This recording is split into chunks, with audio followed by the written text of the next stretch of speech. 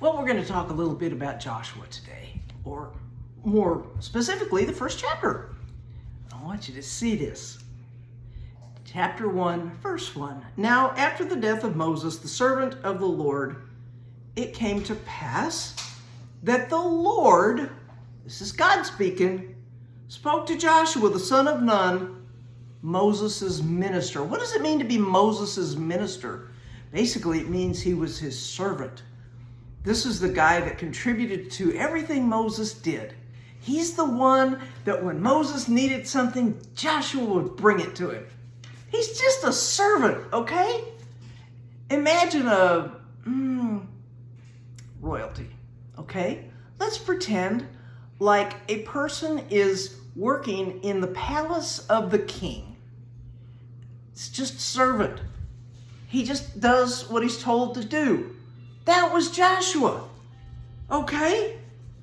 Now God is pretty blunt here. He says, Moses, my servant, is dead.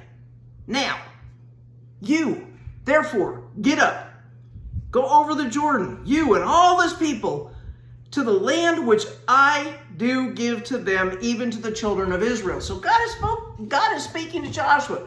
He says, all right, Moses, we're done with Moses. We're done. Moses is dead. Now, I want you to get up, and I want you to lead them across the Jordan. And Joshua's like, oh, wait a minute. Oh, you got the wrong guy. No. I'm just a servant. I'm just a servant. I can't do that. Well, so what does God say? God says, as I was with Moses, so I will be with you. I will not fail you nor forsake you. He's trying to give Joshua a little boost of encouragement here. I'm going to be with you just like I was with Moses. I led Moses. I helped Moses just like I did with him. I'm going to do with you. And here's the first time it comes out. Be strong and of a good courage. This is God speaking to Joshua. Be strong, be of a good courage. That's in verse 6. Then we go to verse 7. Again, still God. Only be strong and very courageous. Why? Why are you supposed to be strong and courageous? That you may observe to do according to all the law which Moses my servant commanded you. Don't turn from it to the right or the left. I want you to do what Moses said to do. I'm not giving anything new here. Just do what Moses said. But be strong, be courageous. And you all know verse 8. This book of the law shall not depart out of your mouth, but you shall meditate therein day and night, that thou mayest observe to do according to all that is written therein. For then you shall make your way prosperous, and then you shall have good success. Well, you say, well, that was written to Joshua a long time ago. The book of the law. The book of the law, that's only the first 5 books of the Bible that we have today. So what are we supposed to do with that? We have the whole book. We have the Old Covenant and the New Covenant. And we need to observe to do according to all that the book says. Now, Jesus came to fulfill the law, which was in the Old Testament. And what did Jesus tell us to do? He didn't give a whole bunch of long list of laws like they had in the Old Testament. Jesus just said to love your neighbor as yourself. We are to walk in love with people.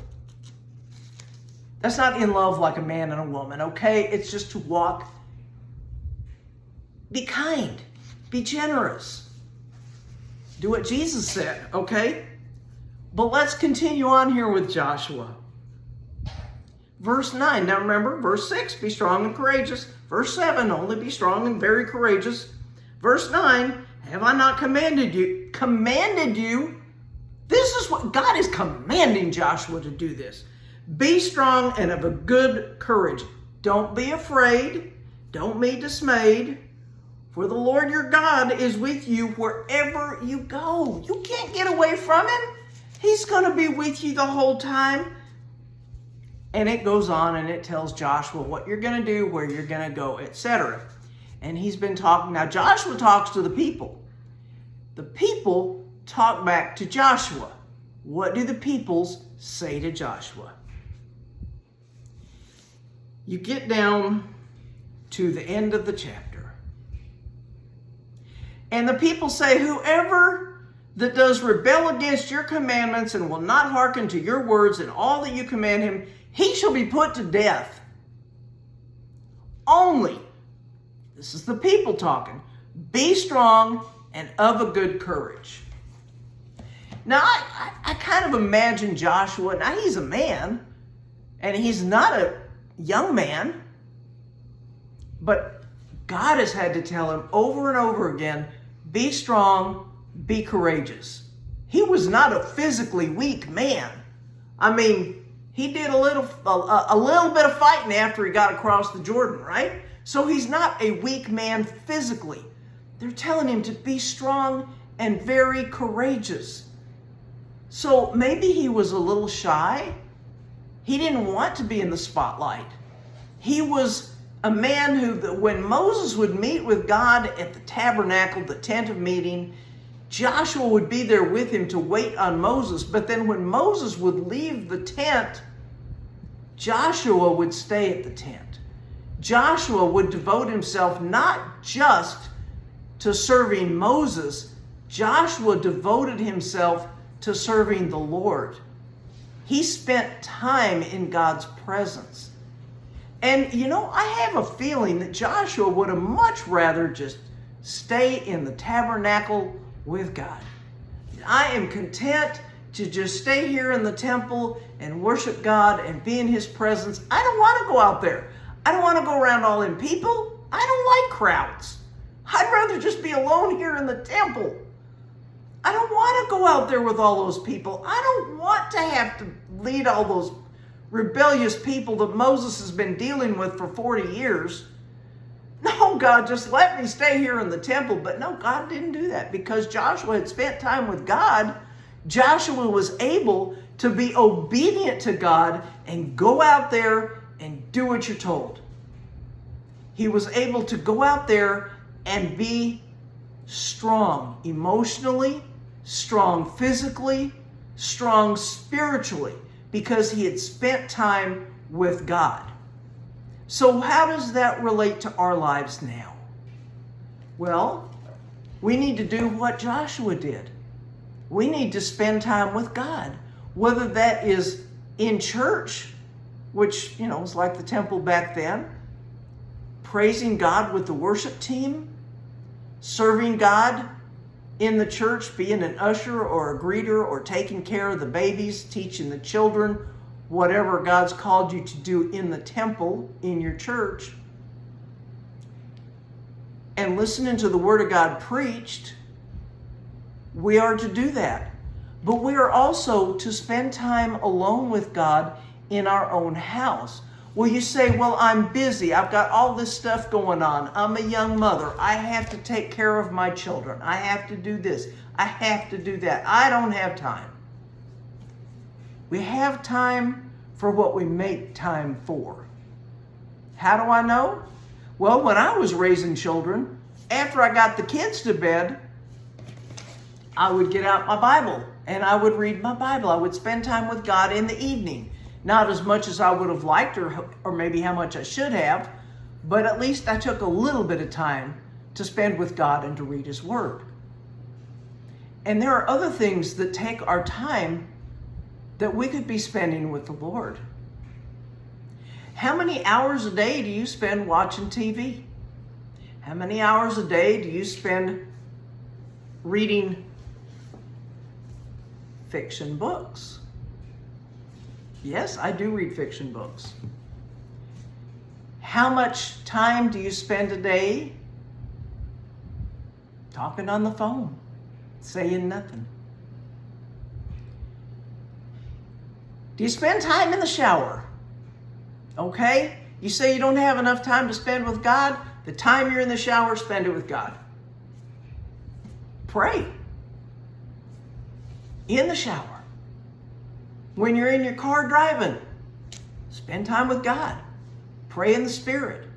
Listen to worship music.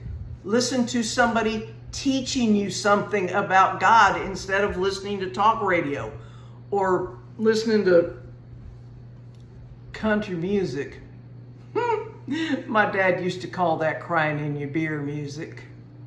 And he didn't even drink beer. Or rock music or whatever. Whatever music you're listening to, is it glorifying God? Oh, I know I'm stepping on some toes now. Done went from preaching to meddling in your life. I can listen to whatever I want to. Yep, you can. Does it glorify God? Is it drawing you closer to God or drawing you away from God? I'm just going to leave that right there. Just going to leave that there. Be strong. Be courageous. But how do you get strong and courageous? You spend time with God. If you're not spending time with God, reading His Word, listening to the Word preached in faith, praising Him, worshiping Him, that's how you get strong and courageous. And that's what Joshua did. He spent a lot of time with God. So I want to encourage you today, spend time with God. Grow in faith, grow in courage, and be faithful. Be faithful to spend time with God, to seek His will, and to pray. I have a Bible study I go to on Monday nights. And when I go to that Bible study, we share prayer requests. I write them down. So when I come home on Tuesday morning, excuse me, I'm praying for those prayer requests. I have this book to remind me to pray for my people. Pray for my people. And I take time. I already took time this morning to pray for the president, the vice president, the president, who's people who are running for president, their spouses, their families, all of them. Mostly I pray that they'll get saved. And if they are saved, they'll grow closer to God. It's not hard. Pray for your neighbors.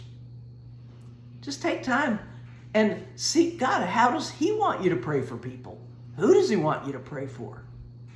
Just take some time with God today. And thank you for taking some time to spend with me as I share the Word of God this morning. I pray that God's blessings will be upon you. I want you to spend some time with God today. I would appreciate it if you would like and share and leave a comment. Subscribe to my channel on YouTube and on Rumble. And just share. Let other people know that there's this little old lady down there in Texas just sitting in her dining room sharing the Word of God. And I'll talk to you soon.